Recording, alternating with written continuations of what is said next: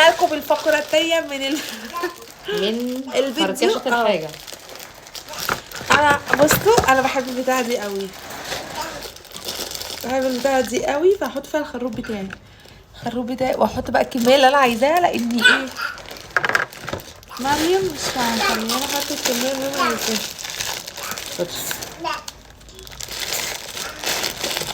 ما بحبش البتاع اللي في ايدك دي. مين؟ الذرة اللي في ايدك دي انا بحبها. في منها بالجبنه وفي بالساده، انا بجيب بالجبنه عشان بحب اللي بالجبنه. صدرة بتموت فيها.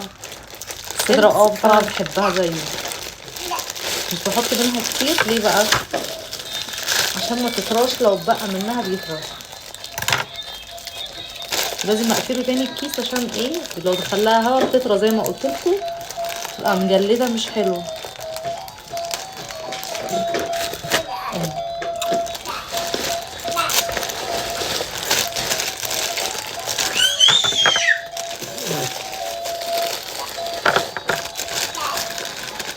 جوشوا ياه، بص هحط الكمية اللي انا عايزاها منها. دي طرية دي بايظة انا بعرفهم.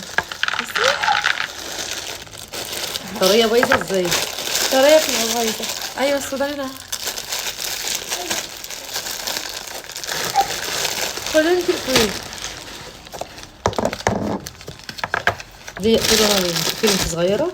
بصوا بقى الفاكهة اللب ها، الفاكهة مش عارفه الناس عارفه النوع ده ولا لا، بس مفيش ناس كتير بتحبه يعني. دايما بيحبوا السوري، بيحبوا اللب السوبر، بس انا بموت في اللب ده. بصوا يا بنات، الفاكهة لازم لما تجيبوها تحطوها في طبق وتحطوها في التلاجة من غير ما تتغسل. لو انت تستخدميها في ساعتها تغسليها، مش هتستخدميها ما بتتغسلش. ايمان بتحب ده اللي بيطلع حبوب. فانا هطلع الفراولة. بحب اللب السوبر ده، ما بجيش فيه، ما بحبوش. هحطها كلها هنا. مش هحط لها كتير عشان هي بس اللي بتاكل منها.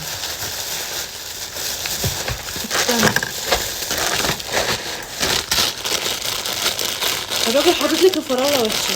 الفراوله اهي يا بتاع الفراوله. انا اروح ازعق له انها المخربشات اتخانق معايا كده.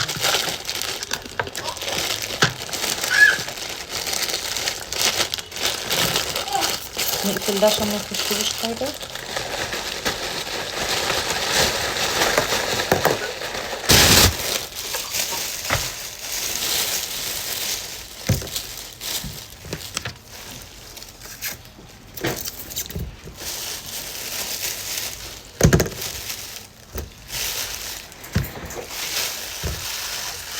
برضو التفاح ما بغسلوش الا وقت ما انا هاكل منه. ليه بقى؟ عشان زي ما بقول لكم الحاجات دي بتفضل وتبوظ. لا الحاجات دي بنحب نحط فيها الفراوله. هاتي بقى البرتقال بسيبه زي ما هو في الشنطه. مش معقول يعني بحطه في طبق. بنغسله بس ونحطه في طبق وبالسكينه كده جنبنا، اللي هو ايه بالظبط كده. اللي عايز يقطع لنفسه. هطلع دلوقتي على ايه؟ على فكره هو نضيف بس انت لا بغسله يا ماما. هيتغسل بس هحطه اهو. بصوا طلعته كله، الطبق صغير عليه بس قشطه يعني عادي. الطبق صغير يا مريم. هحطه مع التفاح.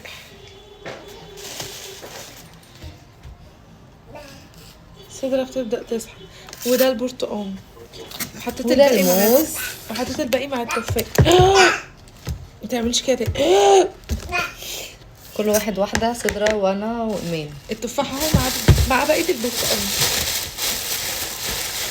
هحطهم هنا. هروح اغسل الفراوله ونعملها زي ما بنعملها كده، وهوريكم بقى في الاخر بقى الشكل النهائي.